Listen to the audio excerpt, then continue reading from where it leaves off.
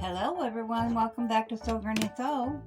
I have been thinking about some fall table runners, fall quilts, fall everything because of the heat, I suppose, of the summer.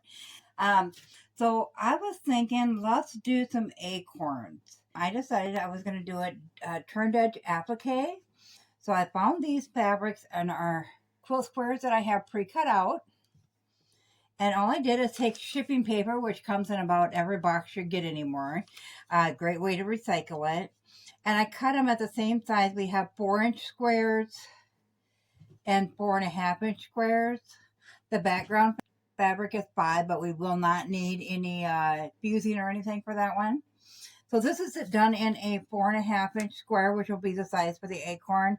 So I just cut all my papers out for the shipping paper in that size, so 4.5-inch. Then I went online and I looked up Acorn to find a picture. Now, if you have a printer, this is the double-sided fusing, the heat and bond light, and it does have paper on the back. You can print right on some of the printer or the fusing. You want to make sure that you get the right kind for it, though. My printer is down, so I'm just going to freehand it today. So I went online and I got this. Just type in Acorn. When it comes up, click on Image. Choose the one you want, click on that and enlarge it so you can get a good view, and then you just draw it onto paper. So I went ahead and I drew it onto my paper on the 4.5-inch one. So this is going to be the acorn part right there. So we want to make sure that we have room for a little extra to turn that edge over once we get that on. So we got our pattern for that. Then I did the top of the acorn and the stem of the acorn. And those will go on our 4-inch pieces. So you just want to make sure that fits on there with a little room to turn it over once again. And I'm going to make the top and the stem, once I can pick that up, the same color. So I want to make sure that they both fit on a block of that. So they do. So we will set our pattern pieces aside for now. And I'm going to take these and I'm going to utilize the 4.5-inch one. Now there's two sides, the paper side and the glue side. So you want to make sure the glue side is towards the fabric. I know I have gone over this in other videos, but then we want to set it right inside the fabric. You're going to have just a trace amount on all edges. That way it doesn't get onto your ironing board or your iron when you're ironing it. So we'll go ahead and line this up, bring it to the iron board, iron it, and then get that attached. You're only going to have to hold that iron on there for about 2 to 6 seconds, and that's on the paper side. You'll actually have it this way, so you're going to have it on your fabric. And it's only going to take about 2 to 6 seconds per spot, and you're just going to press it on. You're not going to like put it back and forth. You're just going to press it on. So I'm going to go ahead and get all those squares ready with that. And then with this size, I just cut it down to the just shy under 4 inches. So we can do the same with these colored ones. And I wanted a variety, so I got 2 different prints here for the tops and the stems. So I'll go ahead and get these ready and I'll meet you back here. I have the fusing all attached. You can see there's still the paper on it. We're going to go ahead and take our pattern pieces, and I have the bottom of the acorn, the top, and the stem. So all of my acorns, I have chosen to go with this fabric on this background. And then we'll alternate which color we use for the top and the stem between these two calico prints. So we'll just go ahead and take our fabric squares, flip them backwards over on the paper, and I'm just going to trace around this, making sure to leave the 1/4 inch or close to it to turn over once we get this cut out. So I'm just going to use a pencil and trace around it as such.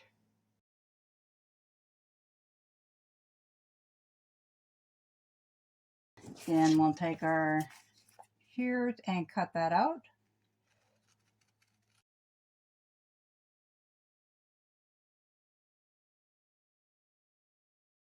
We'll take I'm going to go ahead and use this piece of, no, I'll use the brown. I really like that brown. So on this one, we're not going to get it to go across because they are only 4 inches. So we're going to go ahead and lay it down kitty-quarter on it. And trace around that and cut it out as well.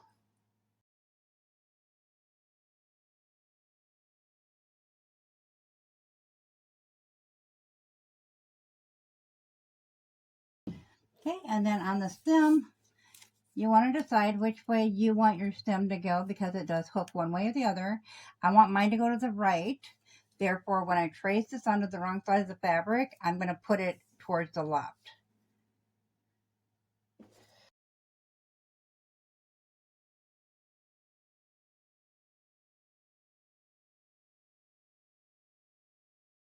So once we have them cut out, I'm going to go ahead and take that pattern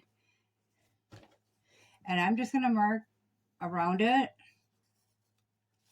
Okay, so when we go to the ironing board, we're going to go ahead and we're going to fold that where the lines are, or where we have that drawn at, all the way along.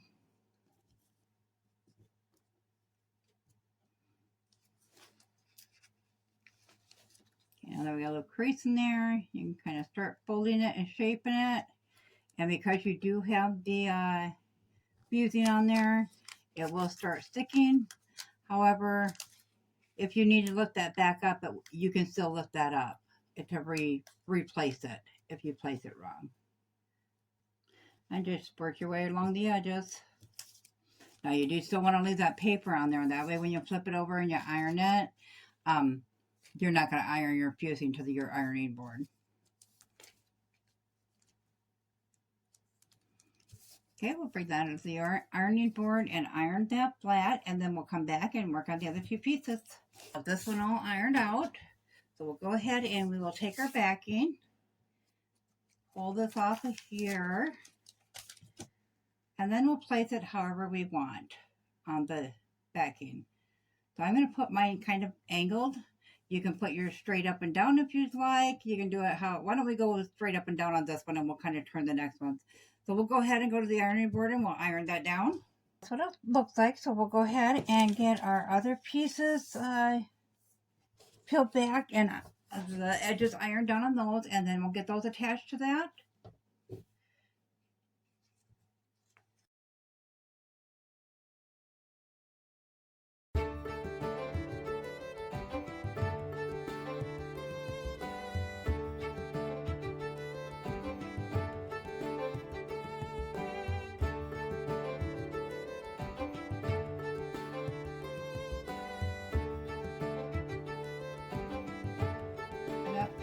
That's on there, and that does. So we're going to bring that to the ironing board and get that ironed up.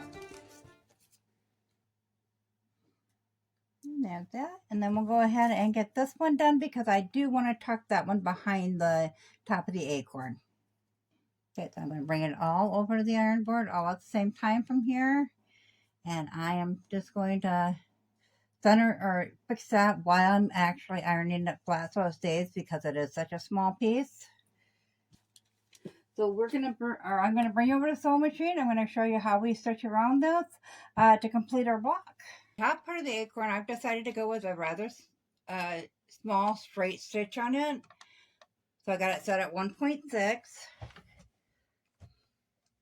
And I'm just barely going on the inside of this part.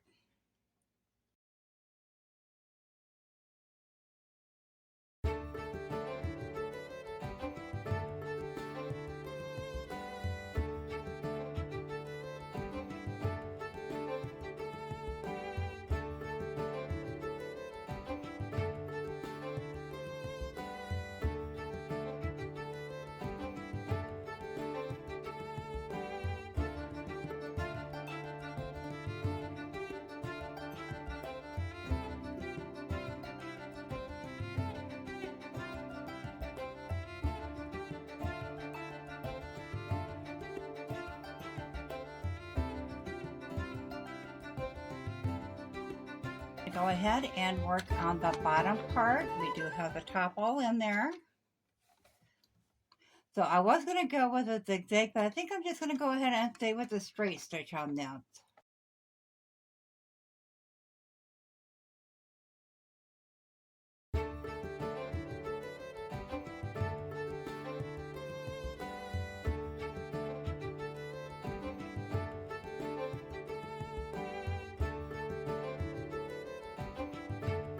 While we're doing it, I noticed this part here didn't quite catch it, so we're going to go back over that little piece there.